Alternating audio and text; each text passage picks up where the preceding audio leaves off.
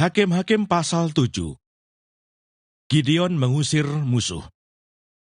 Adapun Yerubbaal, itulah Gideon, bangun pagi-pagi, dengan segala rakyat yang bersama-sama dengan dia. Lalu mereka berkemah dekat mata air Harod. Perkemahan orang Midian itu ada di sebelah utaranya, dekat bukit More di lembah. Berfirmanlah Tuhan kepada Gideon, terlalu banyak rakyat yang bersama-sama dengan engkau itu, daripada yang ku kehendaki untuk menyerahkan orang Midian ke dalam tangan mereka. Jangan-jangan orang Israel memegah-megahkan diri terhadap aku sambil berkata, tanganku sendirilah yang menyelamatkan aku. Maka sekarang, serukanlah kepada rakyat itu demikian. Siapa yang takut dan gentar, biarlah ia pulang, enyah dari pegunungan Gilead. Lalu pulanglah 22.000 orang dari rakyat itu, dan tinggallah 10.000 orang. Tetapi Tuhan berfirman kepada Gideon, masih terlalu banyak rakyat. Suruhlah mereka turun minum air, maka aku akan menyaring mereka bagimu di sana. Siapa yang kufirmankan kepadamu, inilah orang yang akan pergi bersama-sama dengan engkau. Dialah yang akan pergi bersama-sama dengan engkau. Tetapi barang siapa yang kufirmankan kepadamu, inilah orang yang tidak akan pergi bersama-sama dengan engkau. Dialah yang tidak akan pergi. Lalu Gideon menyuruh rakyat itu turun minum air, dan berfirmanlah Tuhan kepadanya, barang siapa yang menghirup air dengan lidahnya seperti anjing menjilat, haruslah kau kumpulkan tersendiri. Demikian juga semua orang yang berlutut untuk minum. Jumlah orang yang menghirup dengan membawa tangannya ke mulutnya ada 300 orang. Tetapi yang lain dari rakyat itu, semuanya berlutut minum air.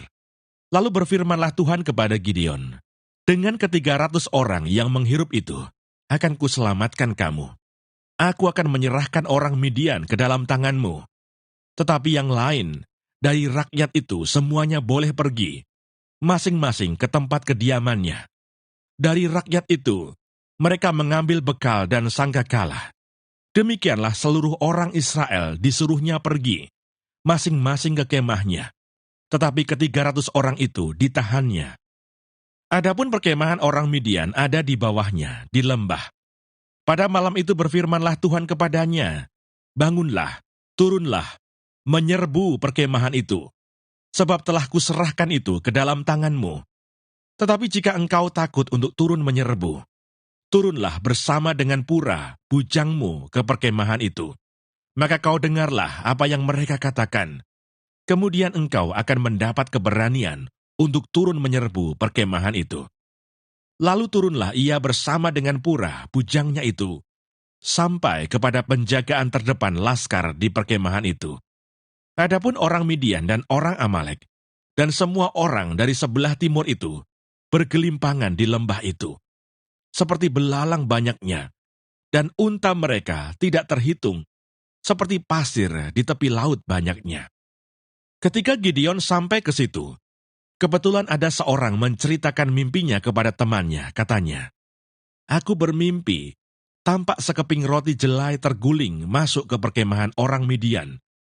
Setelah sampai ke kemah ini, dilanggarnyalah kemah ini, sehingga roboh, dan dibongkar bangkirkannya, demikianlah kemah ini habis runtuh. Lalu temannya menjawab, ini tidak lain dari pedang Gideon bin Yoas, orang Israel itu. Allah telah menyerahkan orang Midian dan seluruh perkemahan ini ke dalam tangannya. Segera sesudah Gideon mendengar mimpi itu diceritakan dengan maknanya, sujudlah ia menyembah. Kemudian pulanglah ia ke perkemahan orang Israel, lalu berkata, bangunlah, sebab Tuhan telah menyerahkan perkemahan orang Midian ke dalam tanganmu. Sesudah itu dibaginyalah ke-300 orang itu dalam 3 pasukan, dan ke tangan mereka semuanya diberikannya sangkakala dan buyung kosong, dengan suluh di dalam buyung itu. Dan berkatalah ia kepada mereka, perhatikanlah aku, dan lakukanlah seperti yang kulakukan. Maka apabila aku sampai ke ujung perkemahan itu, haruslah kamu lakukan seperti yang kulakukan.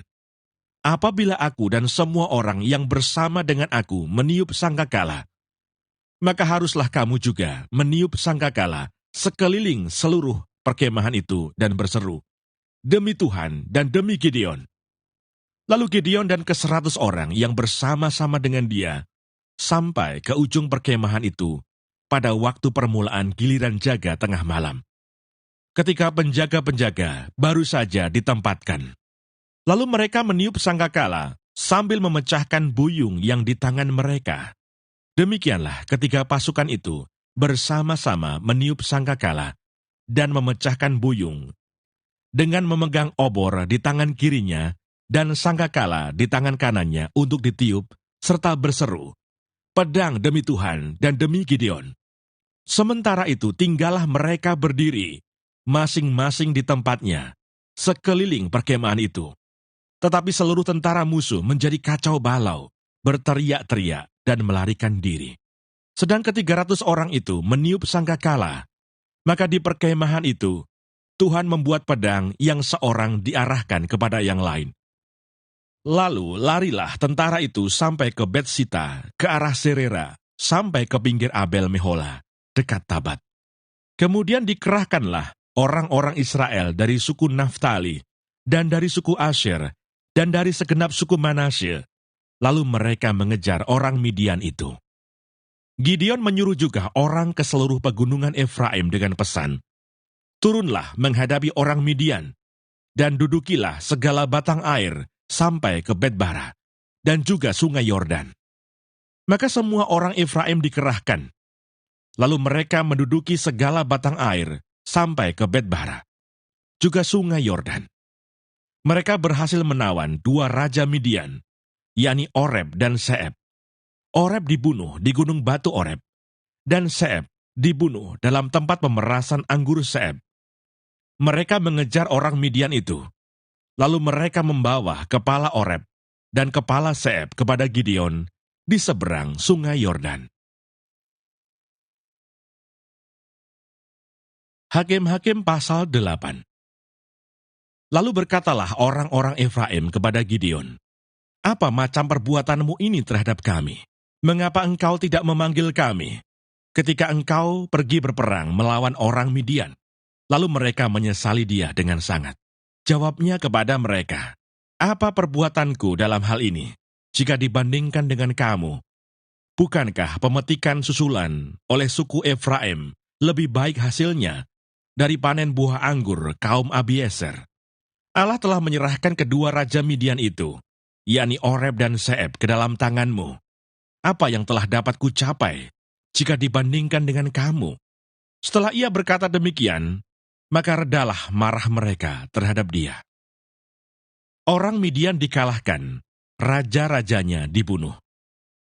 Ketika Gideon sampai ke sungai Yordan, menyeberanglah ia, dan ke-300 orang yang bersama-sama dengan dia, meskipun masih lelah, namun mengejar juga.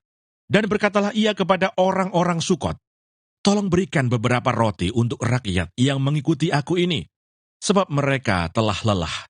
Dan aku sedang mengejar Zebah dan Salmuna, raja-raja Midian." Tetapi jawab para pemuka di Sukot itu, "Sudahkah Zebah dan Salmuna itu ada dalam tanganmu, sehingga kami harus memberikan roti kepada tentaramu?"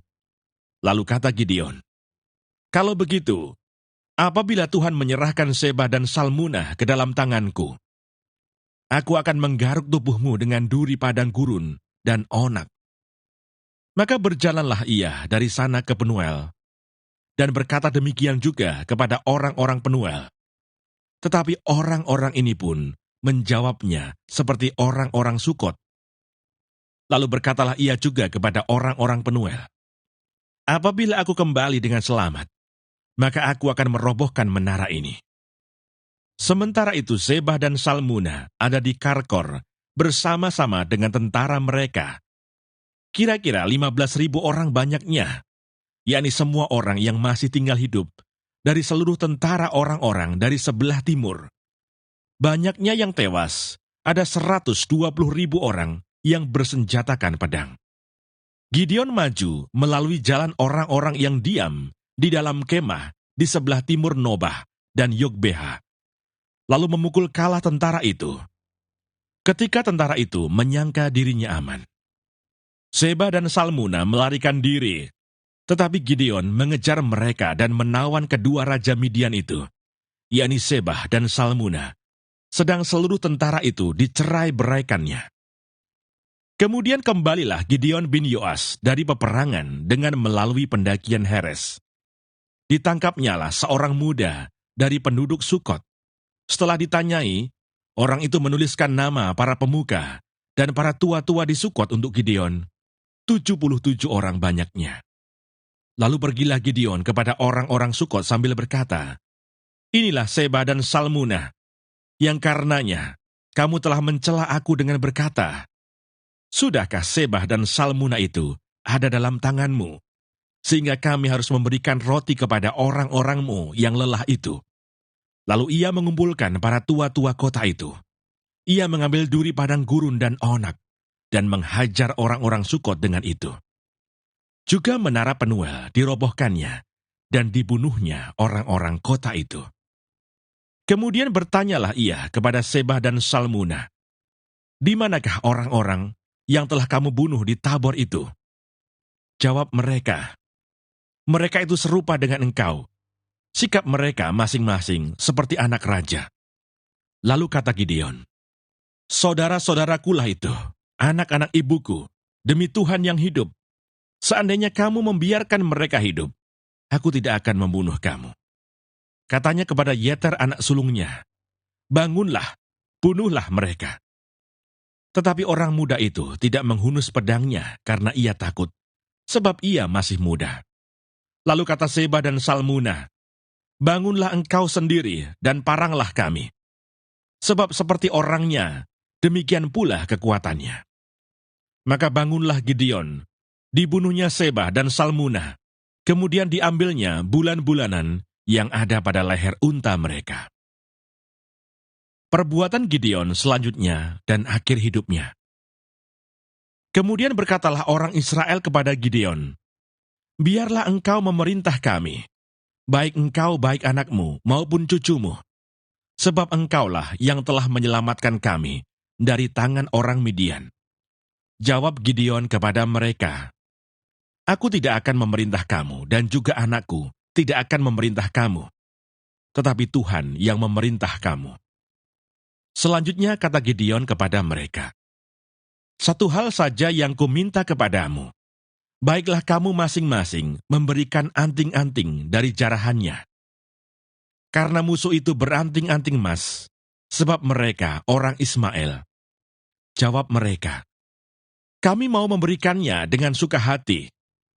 Dan setelah dihamparkan sehelai kain, maka masing-masing melemparkan anting-anting dari jarahannya ke atas kain itu. Adapun berat anting-anting emas yang dimintanya itu, ada 1.700 sikal emas. Belum terhitung bulan-bulanan, perhiasan telinga, dan pakaian kain ungu muda yang dipakai oleh raja-raja Midian. Dan belum terhitung kalung rantai yang ada pada leher unta mereka. Kemudian Gideon membuat efod dari semuanya itu, dan menempatkannya di kotanya, di Ofra. Di sanalah orang Israel berlaku serong dengan menyembah efod itu. Inilah yang menjadi jerat bagi Gideon dan seisi rumahnya. Demikianlah orang Midian tunduk kepada orang Israel dan tidak dapat menegakkan kepalanya lagi. Maka amanlah negeri itu 40 tahun lamanya pada zaman Gideon. Lalu Yerubbaal bin Yoas pergilah dan diam di rumahnya sendiri. Gideon mempunyai 70 anak laki-laki, semuanya anak kandungnya, sebab ia beristri banyak. Juga gundiknya yang tinggal di Sikem, melahirkan seorang anak laki-laki baginya. Lalu ia memberikan nama Abimelech kepada anak itu. Gideon bin Yoas mati pada waktu rambutnya telah putih, lalu dikuburkan dalam kubur Yoas ayahnya, di Ofra, kota orang Abiezer.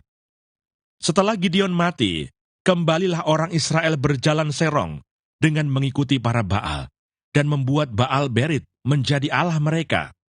Orang Israel tidak ingat kepada Tuhan Allah mereka, yang telah melepaskan mereka dari tangan semua musuhnya di sekelilingnya. Juga tidak menunjukkan terima kasihnya kepada keturunan Yerubbaal Gideon, seimbang dengan segala yang baik yang telah dilakukannya kepada orang Israel.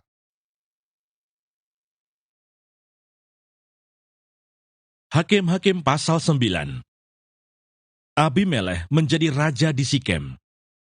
Adapun Abimelech bin Yerubbaal pergi ke Sikem kepada saudara-saudara ibunya dan berkata kepada mereka dan kepada seluruh kaum dari pihak keluarga ibunya, "Tolong katakan kepada seluruh warga kota Sikem, manakah yang lebih baik bagimu? 70 orang memerintah kamu, yaitu semua anak Yerubbaal atau 1 orang? Dan ingat juga bahwa aku darah dagingmu." Lalu saudara-saudara ibunya mengatakan hal ihwalnya kepada seluruh warga kota Sikem.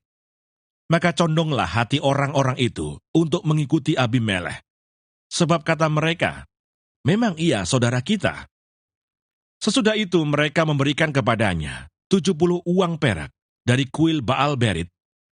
Lalu Abimelech memberi perak itu sebagai upah kepada petualang-petualang dan orang-orang nekat supaya mengikuti dia. Ia pergi ke rumah ayahnya di Ofra, lalu membunuh saudara-saudaranya, anak-anak Yerubbaal, 70 orang di atas 1 batu. Tetapi Yotam, anak bungsu Yerubbaal, tinggal hidup, karena ia menyembunyikan diri. Kemudian berkumpullah seluruh warga kota Sikem dan seluruh Bet Milo. Mereka pergi menobatkan Abimelech menjadi raja dekat pohon Tarbantin, di tugu peringatan yang di Sikem. Setelah hal itu dikabarkan kepada Yotam, pergilah ia ke gunung Gerizim dan berdiri di atasnya. Lalu berserulah ia dengan suara nyaring kepada mereka, "Dengarkanlah aku, kamu warga kota Sikem, maka Allah akan mendengarkan kamu juga. Sekali peristiwa pohon-pohon pergi mengurapi yang akan menjadi raja atas mereka. Kata mereka kepada pohon zaitun, 'Jadilah raja atas kami.' Tetapi jawab pohon zaitun itu kepada mereka, 'Masakan aku meninggalkan minyakku yang dipakai untuk menghormati Allah dan manusia, dan pergi melayang di atas pohon-pohon?' Lalu kata pohon-pohon itu kepada pohon ara, 'Marilah, jadilah raja atas kami.'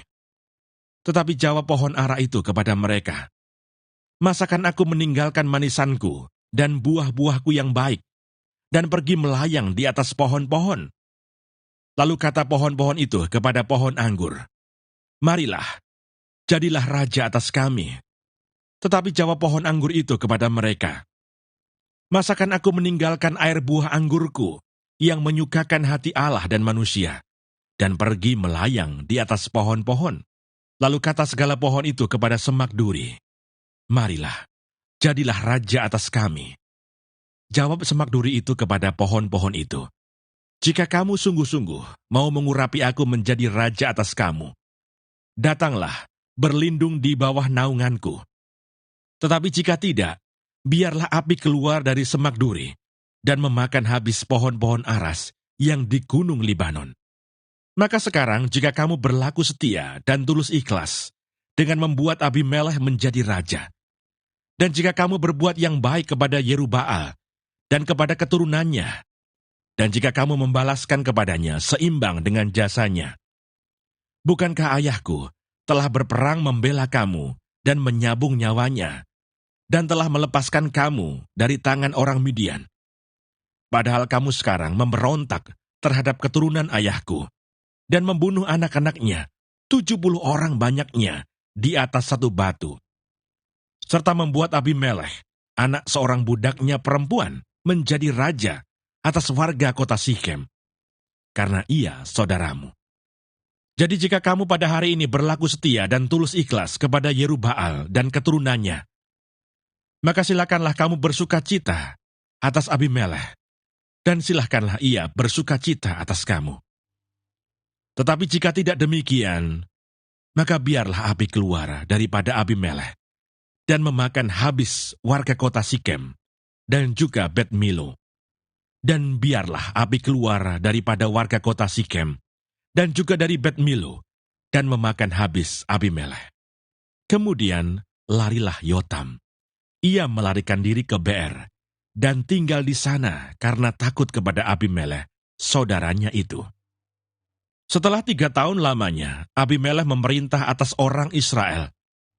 Maka Allah membangkitkan semangat jahat di antara Abimelek dan warga kota Sikem, sehingga warga kota Sikem itu menjadi tidak setia kepada Abimelek, supaya kekerasan terhadap ke-70 anak Yerubbaal dibalaskan, dan darah mereka ditimpakan kepada Abimelek, saudara mereka yang telah membunuh mereka, dan kepada warga kota Sikem yang membantu dia membunuh saudara-saudaranya itu. Sebab warga kota Sikem itu menempatkan orang untuk menghadang dia di puncak gunung dan merampas setiap orang yang melewati mereka melalui jalan itu. Hal itu dikabarkan kepada Abimelek. Sementara itu Gaal bin Ebed beserta saudara-saudaranya telah datang dan pindah ke kota Sikem. Warga kota Sikem percaya kepadanya. Jadi pergilah mereka ke ladang. Mereka mengumpulkan hasil kebun anggur mereka dan mengirik memerasnya, lalu mengadakan perayaan. Mereka masuk ke kuil Allah mereka dan makan minum sambil mengutuki Abimelek. Berkatalah Gaal bin Ebed, "Siapa itu Abimelek? Dan siapa kita orang Sikem? Maka kita menjadi hambanya. Bukankah anak Yerubbaal dan Sebul wakilnya menjadi hamba orang-orang Hemor, ayah Sikem? Jadi mengapakah kita menjadi hambanya? Sekiranya orang-orang kota ini ada di dalam tanganku, maka tentulah aku mengenyahkan Abimelek." Lalu berkatalah ia ke arah Abimelek, "Perkuatlah tentaramu dan majulah." Ketika Sebul penguasa itu mendengar perkataan Gaal bin Ebed, bangkitlah amarahnya. Ia mengirim utusan kepada Abimelek di Aruma dengan pesan, "Gaal bin Ebed dan saudara-saudaranya telah datang ke Sikem, dan ketahuilah, mereka menghasut kota itu melawan engkau. Oleh sebab itu berangkatlah pada waktu malam, engkau dan rakyat yang bersama-sama dengan engkau itu, dan adakanlah penghadangan di padang. Esoknya pagi-pagi, pada waktu matahari terbit, haruslah engkau menyerbu kota itu, dan jika ia dan orang-orangnya keluar melawan engkau, maka engkau dapat berbuat kepadanya sesuai dengan keadaan yang kau dapati." Sebab itu berangkatlah Abimelek pada waktu malam beserta segala rakyat yang bersama-sama dengan dia. Lalu mereka mengadakan penghadangan dalam 4 pasukan untuk melawan Sikem. Ketika Gaal bin Ebed pergi keluar dan berdiri di depan pintu gerbang kota itu, Abimelek kebetulan bangun dari tempat penghadangannya beserta rakyat yang bersama-sama dengan dia. Ketika Gaal melihat rakyat itu, berkatalah ia kepada Zebul, "Lihat, ada orang banyak turun dari puncak gunung." Jawab Sebul kepadanya, "Itu bayang-bayang gunung yang kau sangka manusia." Kata Gaal sekali lagi, "Lihat, ada orang banyak turun dari gunung pusat tanah, dan satu kelompok datang dari jalan pohon tarbantin peramal." Jawab Sebul kepadanya, "Di manakah mulutmu itu yang mengatakan, 'Siapa itu Abimelek? Maka kita menjadi hambanya'? Bukankah ini orang-orang yang telah kau hina itu? Majulah sekarang untuk memerangi mereka." Maka majulah Gaal dengan dipandangi oleh warga kota Sikem, lalu berperang melawan Abimelek. Tetapi Abimelek mengejar dia, dan ia melarikan diri dari depannya. Dan banyaklah orang tewas sampai di depan pintu gerbang. Adapun Abimelek tinggal di Aruma, tetapi Sebul mengusir Gaal dan saudara-saudaranya, sehingga mereka ini tidak dapat tinggal di Sikem. Keesokan harinya, orang-orang kota itu pergi ke ladang. Setelah hal ini dikabarkan kepada Abimelek, dibawanyalah rakyatnya, dibaginya dalam 3 pasukan, lalu mereka mengadakan penghadangan di padang. Ketika dilihatnya bahwa orang-orang kota itu keluar dari dalam kota, bangunlah ia menyerang mereka serta menewaskan mereka. Abimelek dan pasukan yang bersama-sama dengan dia menyerbu dan menduduki pintu gerbang kota. Sedang kedua pasukan lain itu menyerbu dan menewaskan semua orang yang ada di padang. Sehari-harian itu, Abimelek berperang melawan kota itu. Ia merebut kota itu dan membunuh orang-orang yang di dalamnya. Kemudian dirobohkannya kota itu dan ditaburinya dengan garam. Mendengar itu masuklah seluruh warga kota menara Sikem ke dalam liang di bawah kuil El-Berit. Dikabarkanlah kepada Abimelekh bahwa seluruh warga kota menara Sikem telah berhimpun di sana. Lalu Abimelekh dan seluruh rakyat yang bersama-sama dengan dia naik ke gunung Zalmon. Abimelekh mengambil kapak, lalu memotong dahan-dahan kayu, mengangkatnya, dan meletakkannya ke atas bahunya, sambil berkata kepada rakyatnya yang bersama-sama dengan dia, "Turutilah dengan segera perbuatanku yang kamu lihat ini." Kemudian rakyat itu juga, masing-masing memotong dahan-dahan, lalu mengikuti Abimelekh, meletakkan dahan-dahan itu di atas liang, dan membakar liang itu di atas kepala orang-orang itu. Demikianlah semua penduduk kota menara Sikem juga mati. Kira-kira 1.000 orang laki-laki dan perempuan. Abimelekh mati ditimpa batu. Selanjutnya Abimelekh pergi ke Tebes. Ia mengepung Tebes lalu merebutnya. Tetapi ada sebuah menara yang kuat di tengah-tengah kota. Dan semua laki-laki dan perempuan, seluruh warga kota itu, melarikan diri ke situ. Mereka menutup pintu di belakangnya dan naik ke atas sotoh menara itu. Lalu sampailah Abimelekh ke menara itu, menyerangnya, dan dapat menerobos sampai ke pintu menara itu untuk membakarnya. Tetapi seorang perempuan menimpakan sebuah batu kilangan kepada kepala Abimelekh dan memecahkan batu kepalanya. Dengan segera dipanggilnya bujang pembawa senjatanya dan berkata kepadanya, "Hunuslah pedangmu dan bunuhlah aku, supaya jangan orang berkata tentang aku, 'Seorang perempuan membunuh dia.'" Lalu bujangnya itu menikam dia sehingga mati. Setelah dilihat oleh orang Israel, maka Abimelekh telah mati, pergilah mereka, masing-masing ke tempat kediamannya. Demikianlah Allah membalaskan kejahatan yang dilakukan oleh Abimelekh kepada ayahnya, yaitu pembunuhan atas ke-70 saudaranya. Juga segala kejahatan orang-orang Sikem ditimpakan kembali oleh Allah kepada kepala mereka sendiri. Demikianlah kutuk Yotam bin Yerubbaal mengenai mereka.